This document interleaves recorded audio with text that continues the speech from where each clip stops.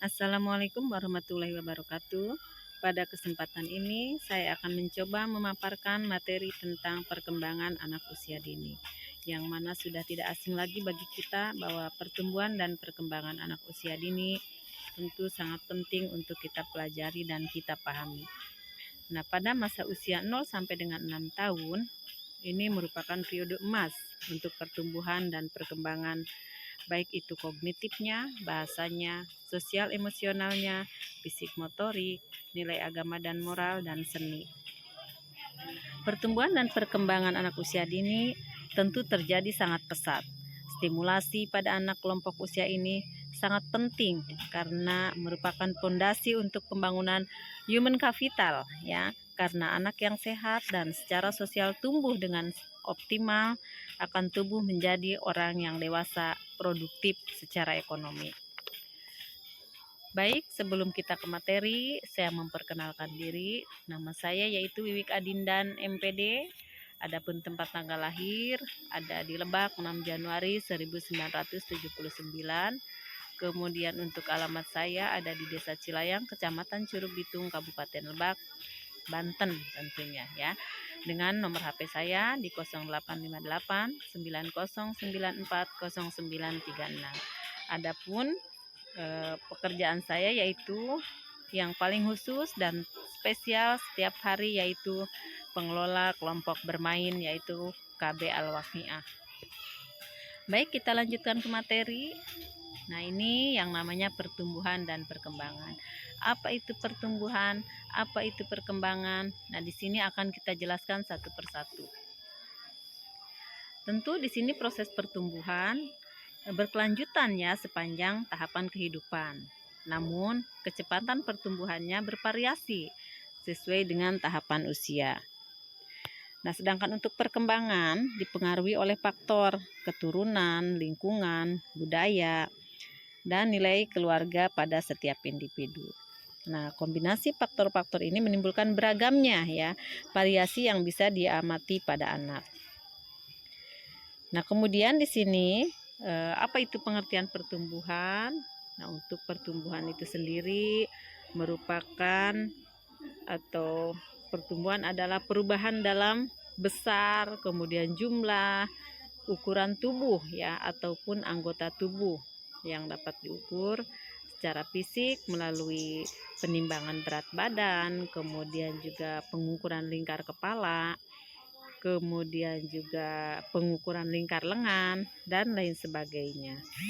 Nah, pertumbuhan di sini dibatasi pada perubahan struktur dan fisiologis ya atau kejasmanian.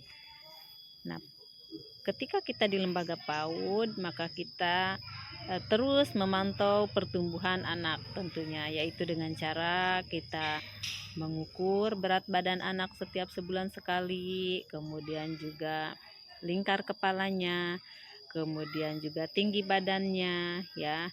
Itu kita lakukan di semua lembaga PAUD. Kemudian di sini ketika berat badan tidak naik ya atau berat badannya turun atau berat badannya naiknya berlebihan dalam jangka waktu misalnya 2 bulan berturut-turut serta tinggi anak tidak sesuai dengan umurnya, maka kita selaku pendidik PAUD segera konsultasi ya ke puskesmas atau kita segera beritahukan kepada orang tua bahwa di sini pertumbuhan anak-anak kita mengalami keterlambatan atau terhambat dan lain sebagainya, sehingga kita berikan rujukannya untuk segera dilakukan konsultasi ya ke puskesmas ataupun dokter anak. Nah, selanjutnya yaitu perkembangan. Kalau untuk perkembangan di sini yaitu bertambahnya kemampuan ya. Jadi kemampuan ataupun keterampilan dalam struktur dan fungsi tubuh yang lebih kompleks dalam pola yang teratur dan dapat diramalkan sebagai hasil dari pengalaman dan proses pematangan berkaitan dengan kemampuan gerak, intelektual, sosial, dan emosional. Nah, di sini menurut Gunarsa nih di tahun 2008 bahwa ada beberapa prinsip dalam perkembangan. Yang pertama yaitu perkembangan berlangsung secara progresif, kemudian teratur ya, dan berkesinambungan. Artinya bahwa dari satu tahap perkembangan berkaitan dengan tahap perkembangan yang lainnya. Misalnya dari mulai tengkurap, anak dilanjutkan dengan bisa oyong-oyong itu ya. Kemudian setelah itu dilanjutkan dengan duduk dan lain sebagainya. Kemudian yang kedua, perkembangan dimulai dari yang umum dulu ya, baru ke yang khusus. Contohnya, reaksi tersenyum seorang bayi jika melihat wajah akan berubah seiring dengan bertambahnya usia, dengan yang telah dapat membedakan wajah-wajah seseorang. Nah, itu jadi dari yang umum dulu ya, kemudian baru ke yang khusus. Selanjutnya yang ketiga yaitu suatu perkembangan itu merupakan suatu kesatuan ya. Kesatuan artinya ada aspek fisik motorik, kemudian juga bahasanya dan juga sosial emosinya perlu dikembangkan tentunya secara berimbang. Dan yang keempatnya, perkembangan berlangsung secara berantai. Meskipun tidak ada pembatas yang jelas, namun perkembangan dicapai oleh anak saat ini dipengaruhi perkembangan sebelumnya. Contoh, kemampuan berbicara pada anak dikuasai setelah anak belajar mengoceh ya. Jadi di sini makanya merupakan perkembangan yaitu berlangsungnya secara berlantai. Kemudian yang kelimanya, setiap perkembangan memiliki ciri dan sifat yang khas ya. Misalnya ketika berjalan cirinya apa, khasnya di mana, kemudian ketika tengkurap juga cirinya di mananya, seperti itu. Kemudian selanjutnya yang keenam, perkembangan memiliki pola yang pasti sehingga dapat diprediksi. Nah, di sini jadi polanya yang pasti itu seperti tadi. Misalnya pertama tengkurap, duduk ya, setelah duduk bisa jadi anak mulai belajar merembet gitu ya, mulai belajar merembet. Nah, itu yang dinamakan dengan pola yang pasti ya, sehingga dapat diprediksi. Kemudian yang tujuhnya yaitu perkembangan dipengaruhi oleh kematangan dan belajar serta faktor dari dalam bawaan. Nah, di sini ada faktor dari luar lingkungan seperti lingkungan, pengasuhan dan pengalamannya. Kemudian kalau dari dalam berarti bawaan. Dan untuk yang kedelapan, adanya perbedaan individual yang mengandung arti bahwa setiap individu memiliki pencapaian perkembangan tentu yang tidak sama. Meskipun berasal dan dibesarkan oleh orang tua yang sama, tetapi perkembangannya pasti berbeda. Itu ya, jadi adanya perbedaan. Kemudian di sini perbedaan pertumbuhan dan perkembangan. Pertumbuhan berjalan seiring dengan proses perkembangan. Jadi pertumbuhannya akan berjalan ya seiring dengan proses perkembangannya. Pertumbuhan adalah bertambahnya ukuran tadi dalam bentuk, dalam jumlah sel serta jaringan interseluler. Berarti bertambahnya ukuran fisik ya, dan struktur tubuh sebagian ataupun keseluruhan, sehingga dapat diukur dengan satuan tadi yaitu panjang, kemudian satuan berat ya. Nah, kalau perkembangan adalah bertambahnya struktur dan fungsi tubuh ya, yang lebih kompleks dalam kemampuan gerak kasar, gerak halus, kemudian bicara dan bahasa, serta bersosialisasi dan kemandirian. Ini ada pertumbuhan dan perkembangan. Tadi sudah ya, jadi pertumbuhan proses bertambahnya ukuran, kalau perkembangan proses perubahan fungsi. Kalau pertumbuhan bersifat kuantitatif karena dapat diukur tadi, baik itu tingginya, beratnya, ya lingkar kepalanya. Jadi dapat diukur secara kuantitatif. Nah, kalau untuk perkembangan bisa secara kuantitatif ataupun dengan kualitatif. Contoh kalau untuk pertumbuhan bertambahnya tadi tinggi badan, kemudian penggantian gigi susu menjadi gigi dewasa, kemudian bertambahnya diameter lingkar kepala dan sebagainya. Kalau untuk perkembangan seperti bertambahnya kosakata ya, kemudian pengucapan kosakata baru semakin jelas atau berkualitas. Kemudian geraknya tadi seperti tengkurap, merangkak, duduk, berdiri, berjalan, dan berlari. Itu tadi yang sudah dapat diprediksi ya untuk perkembangannya. Adapun faktor-faktor yang mempengaruhi perkembangan anak, ada faktor internal, kemudian ada juga faktor eksternal. Kalau faktor internal nih seperti faktor bawaan ya atau gen. Nah, di sini setiap anak dilahirkan dengan membawa tentu yaitu faktor keturunan ya dari orang tuanya yang bersifat fisik dan non fisik. Adapun faktor keturunan yang bersifat fisik bisa bersifat normal maupun patologik ya. Faktor di sini kemudian faktor gen fisik yang normal seperti warna dan bentuk rambut misalnya, kemudian warna kulit dan lain-lain, itu berbentuk fisik ya. Sedangkan faktor gen yang patologik yang mungkin mempengaruhi perkembangan anak misalnya seperti Down syndrome dan lain-lain. Kemudian temperamen juga itu sebagai faktor keturunan yang bersifat non fisik ya. Ini juga dapat mempengaruhi perkembangan anak. Kemudian yang keduanya untuk faktor internal yaitu kondisi kehamilan dan persalinan. Nah, di sini ini merupakan faktor yang mempengaruhi perkembangan ya secara internal. Nah, di sini tadi kondisi kehamilan dan persalinan ya. Di sini selain pada kondisi janin semasa kehamilan juga akan mempengaruhi perkembangan anak. Jika nutrisi dalam kandungan tercukupi, maka janin akan berkembang dengan baik. Nah, sebaliknya, jika gizi yang diterima selama dalam kandungan tidak tercukupi, janin akan mengalami hambatan saat proses perkembangan dalam kandungan. Kemudian ada infeksi virus juga ya. Di sini ada toksoplasma dan rubella, ini kemudian hepatitis. Nah, itu adalah infeksi virus.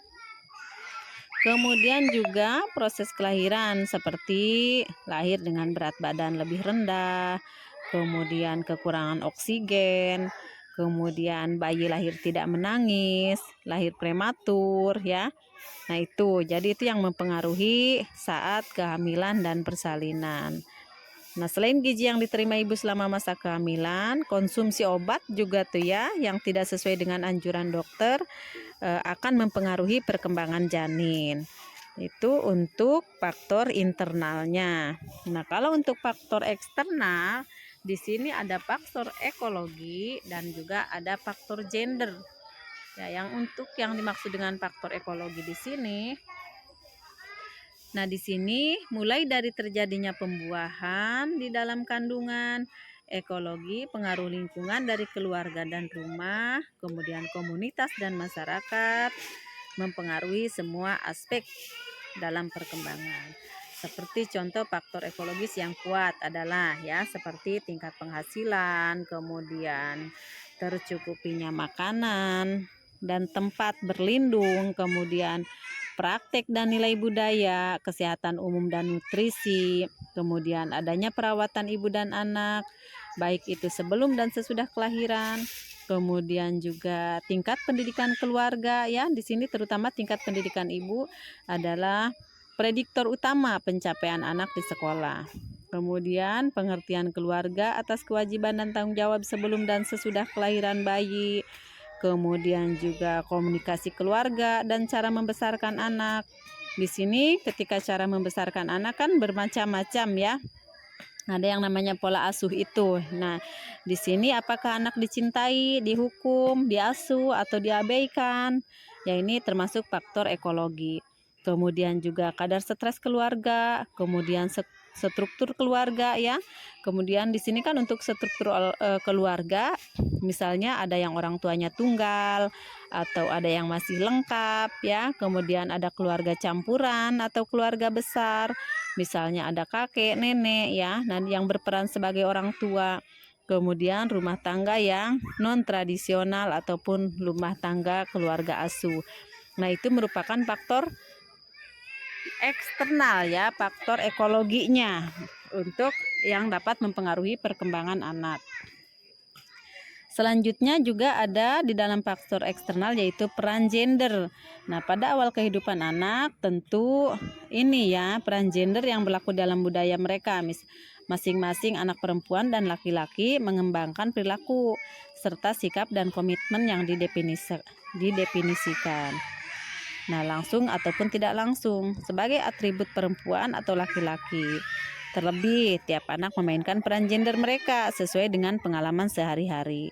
Perasaan anak juga mengenai maskulinitas ataupun feminitas akan dipengaruhi oleh teman bermain ya, teman bermain mereka serta kesempatan bermain.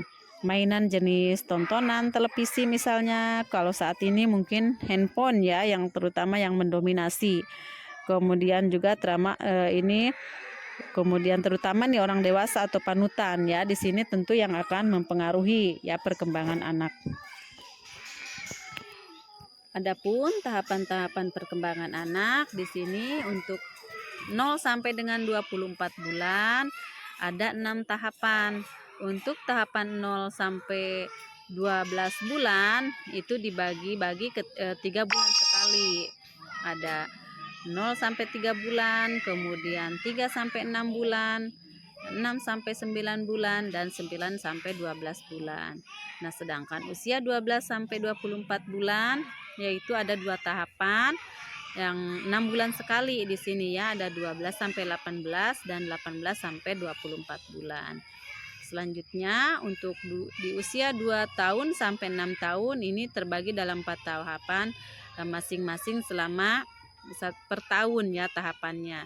2 sampai 3 tahun, 3 sampai 4 tahun, 4 sampai 5 tahun, dan 5 sampai 6 tahun. Adapun di sini yaitu 6 lingkup perkembangan yang sering kita dengar, sering kita lakukan ya ketika kita mendidik peserta didik kita di lembaga PAUD. Ada nilai agama dan moral, kemudian fisik motorik ya, kemudian kognitif, ada bahasa, ada sosial emosional, kemudian juga ada seni ya, itu adalah 6 lingkup perkembangannya. Nah, untuk yang pertama yaitu lingkup perkembangan nilai agama dan moral. Di sini pada nilai agama dan moral, kemampuan mengenai nilai agama yang dianut. Misalnya dapat mengerjakan ibadah. Kemudian di sini ibadah misalnya seperti mengerjakan sholat ya. Kemudian juga berperilaku jujur, kemudian penolong, sopan, hormat, sportif ya, kemudian juga menjaga kebersihan diri dan lingkungan, mengetahui hari besar agama, misalnya nih Hari Raya Idul Fitri ya, kemudian Hari Raya Idul Adha, kemudian Maulid Nabi. Nah, itu juga anak kita ajarkan untuk mengetahui hari-hari itu. Kemudian menghormati dan toleran terhadap agama atau orang lain. Nah, ketika di perkotaan mungkin kan banyak ya beraneka ragam agama. Nah, alhamdulillah kalau di kita mungkin hanya satu seperti itu. Nah, ketika kita mengajar ataupun itu mendidik peserta didik yang beragam agama, kita harus memberikan toleransi kepada masing-masing peserta didik ya. Misalnya untuk yang beragama Islam harus seperti apa beribadahnya. Nah, kita harus menghargai tentu untuk agama-agama lainnya. Kemudian di sini ada lingkup perkembangan fisik motorik. Ada motorik kasar. Berarti kalau motorik kasar yaitu gerakan tubuh secara terkoordinasi. Kemudian lentur ya. Nah, kesehatan dan perilaku kesehatan, lincah. Kemudian ada lokomotor, non lokomotor, dan mengikuti aturan. Nah, kalau untuk motorik kasar di sini berarti kan ada di sini yang namanya lokomotor. Kalau lokomotor yaitu gerakan yang sambil berjalan ya, ada gerakannya. Misalnya seperti berjalan, kemudian eh, ada juga berlari misalnya, kemudian ada juga apalagi selain berlari ya.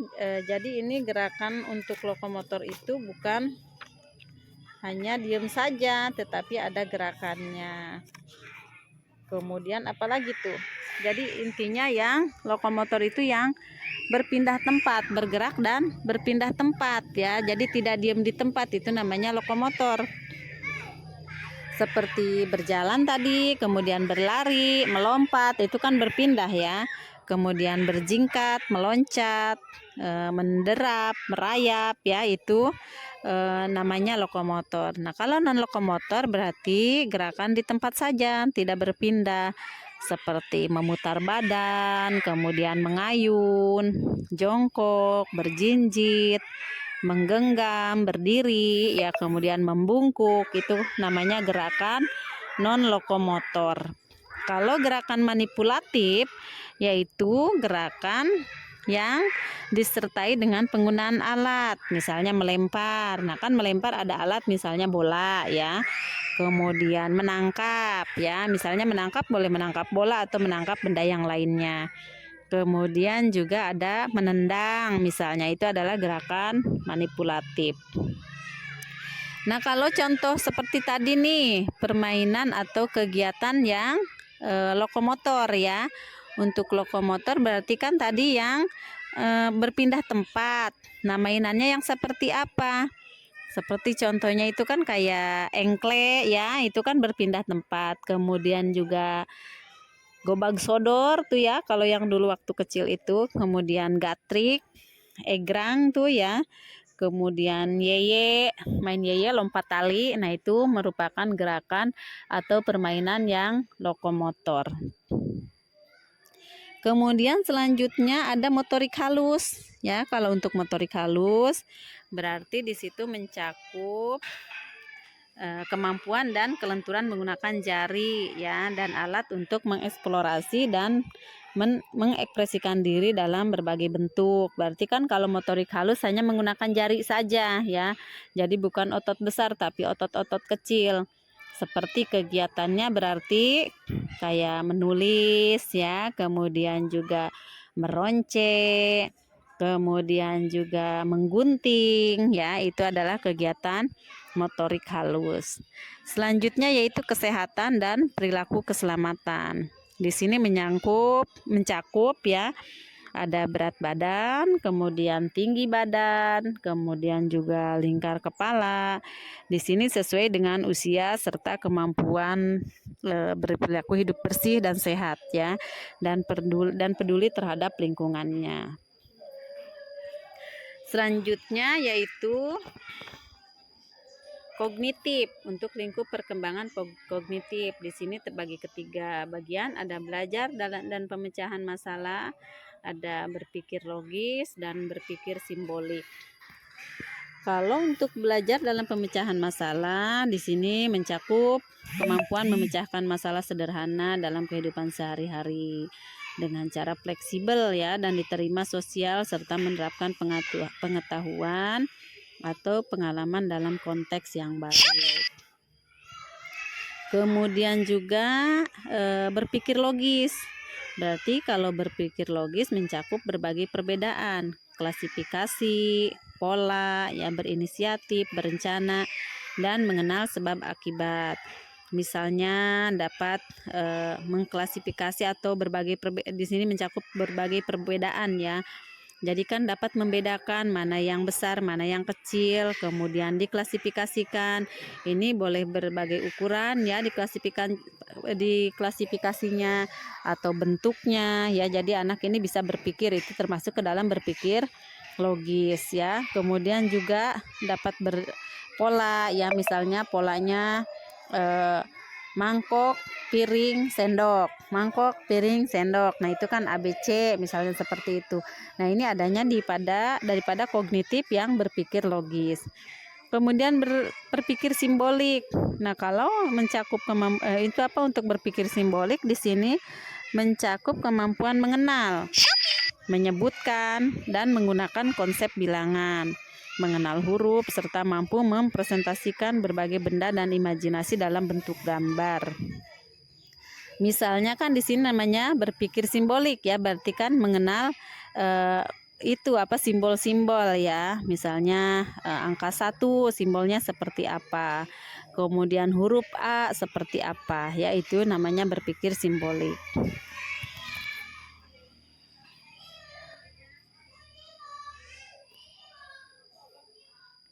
Selanjutnya lingkup perkembangan bahasa. Di sini memahami bahasa reseptif, berarti yaitu kemampuan memahami cerita. Kemudian perintah, aturan, menyenangi, dan menghargai bacaan. Ini bahasa reseptif. Misalnya, Lia, yuk kita mengambil sendok 2 misalnya sama mangkok 1. Nah, seperti itu namanya bahasa reseptif kalau si anak tersebut dapat memahaminya ya. Misalnya si anak langsung mengambil. Nah, itu berarti dia dapat menerima bahasa tersebut. Kemudian mengekspresikan bahasa. Di sini seperti kemampuan bertanya ya, menjawab pertanyaan, berkomunikasi secara lisan, kemudian juga menceritakan kembali yang dia ketahui, kemudian belajar bahasa pragmatik, mengekspresikan perasaan, ide dan keinginan dalam bentuk coretan. Nah, kalau bahasa ekspresif berarti misalnya tadi si anak bermain di luar dan melihat kupu-kupu. Nah, si anak tersebut menceritakan kembali kepada gurunya bahwa tadi bermain di luar dan bermain kupu-kupu bersama temannya, misalnya seperti itu. Nah, itu namanya bahasa ekspresif ya, atau mengekspresikan bahasa. Selanjutnya yaitu keaksaraan. Di sini kemampuan pemahaman terhadap hubungan bentuk dan bunyi huruf serta memahami kata dalam cerita. Nah, kalau ini berarti keaksaraan yang memang seperti si anak dapat mengetahui, atau keaksaraan awal itu mengenal huruf ya, mengenal huruf misalnya dan simbolnya, itu adalah keaksaraan.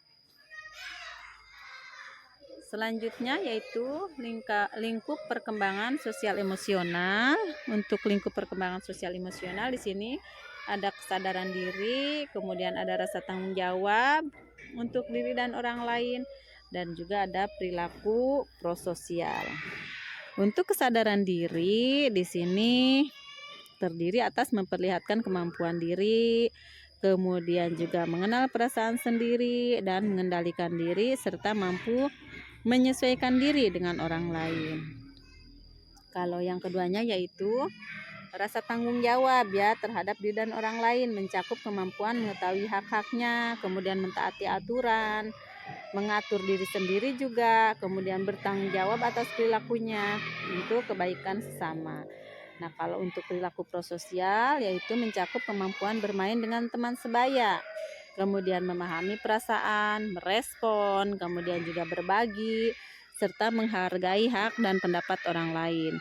Bersikap kooperatif ya, kerjasama juga bersama temannya, kemudian juga toleran, dan berperilaku sopan. Itu masuk ke dalam perilaku prososial. Yang selanjutnya yaitu lingkup perkembangan seni. Di sini berarti kemampuan mengeksplorasi dan mengekspresikan diri, berimajinasi dengan gerakan, kemudian juga musik, drama, dan beragam seni lainnya. Seni lukis, seni rupa, kemudian kerajinan ya, serta mampu mengapresiasi karya seni ya, gerak dan tari, serta drama. Itu lingkup perkembangan seni. Nah, untuk standar tingkat pencapaian perkembangan anak usia 2-6 tahun ini diatur dalam Permendikbud 137 tahun 2014. Kemudian stimulasi perkembangan anak. Perkembangan anak akan menjadi optimal apabila mendapat dukungan atau stimulasi dari orang dewasa. Kemudian, dukungan atau stimulasi yang diberikan harus sesuai dengan tahapan perkembangan anak. Tadi kan tahapannya sudah ya di depan, ada 0-3, 3-6, dan lain sebagainya. Kemudian di sini pendidik harus memiliki kompetensi ya dalam melakukan stimulasi. untuk mengoptimalkan perkembangan anak. Nah, kompetensinya seperti apa? Ya, tentu kemampuan kita ya. Kita apabila ada kegiatan-kegiatan misalnya untuk guru PAUD, nah kita harus senantiasa mengikuti kegiatan tersebut karena untuk menambah kompetensi kita. Karena kita ini tadi pendidik itu harus memiliki kompetensi ya di sini. Karena kita harus menstimulasi putra-putri kita yang ada di lembaga kita. Kalau kita tidak punya kompetensi, tentu kita bingung harus seperti apa ini saya gitu. Yang ada hanyalah kita calistung lagi yang ada seperti itu. Kemudian bukan berarti nggak boleh ya, untuk calistung bukan berarti nggak boleh. Boleh, tapi cara kitanya menyampaikannya yaitu harus dengan cara bermain. Makanya di sini kita sebagai pendidik PAUD dituntut untuk memiliki kompetensi. Kemudian di sini yang terakhir yaitu stimulasi yang diberikan mencakup keseluruhan lingkup perkembangan. Yang tadi yang sudah dijelaskan ya, mulai dari nilai agama dan moral, kognitif, bahasa, fisik motorik, sosial emosional, dan seni. Adapun ini yaitu 1000 hari pertama kehidupan, tentu ini merupakan hal yang sangat penting ya. 1000 hari pertama kehidupan adalah masa yang sangat penting dalam pertumbuhan anak. Kemudian di sini otak anak berkembang sangat pesat. Sistem metabolisme tubuh dan kekebalan tubuh mulai dibentuk di usia 1000 hari pertama kehidupan ini. Fase pertama pada 1000 hari pertama dalam kehidupan terbagi menjadi 270 hari selama masa kehamilan ya. Kemudian 730 hari setelah lahir atau usia 0 sampai 2 tahun. 1000 hari pertama kehidupan adalah periode kritis tumbuh kembang anak yang dapat mempengaruhi kualitas kesehatan seumur hidupnya. Nah, ini dia 1000 hari pertama kehidupan. 9 bulan dalam kandungan, 9 dikalikan 30 hari, 270 hari. Kemudian tahun 1 kelahiran yaitu 365 hari. Dan tahun kedua kelahiran yaitu 365 hari. Totalnya yaitu 1000 hari awal kehidupan. Ini ada gambarannya 1000 hari pertama kehidupan, kehamilan dan pertumbuhan janin. Di sini ada pembuahan, kemudian umur 2 minggu, kemudian lahir ya. Setelah itu ada pertumbuhan bagi anak, bayi dan anak ya, berarti 0 sampai dengan 2 tahun. Nah, dampaknya pengabaian 1000 hari pertama kehidupan tadi, yang pertama, otak tidak berkembang secara maksimal sehingga kemampuan kognitifnya kurang optimal. Nah, apabila kita mengabaikan yang 1000 hari pertama kehidupan. Kemudian pertumbuhan fisik tidak optimal sehingga tubuh anak tidak tumbuh secara optimal, dapat berakibat yaitu stunting ya atau gagal tumbuh. Kemudian yang ketiganya, tidak optimalnya perkembangan organ metabolisme yang berisiko mudah terkena penyakit metabolis. Nah, untuk itu di sini di 1000 hari pertama kehidupan kita selaku ibu, kemudian selaku suaminya, kita harus siap siaga untuk senantiasa menjaga, memberikan nutrisi, memberikan stimulasi pada 1000 hari pertama kehidupan.